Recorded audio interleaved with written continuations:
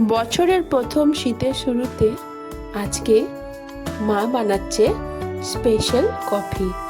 Half চামচ চিনি দিয়েছে আর হাফ চামচ মিল্ক পাউডার অ্যাড করে দিচ্ছে।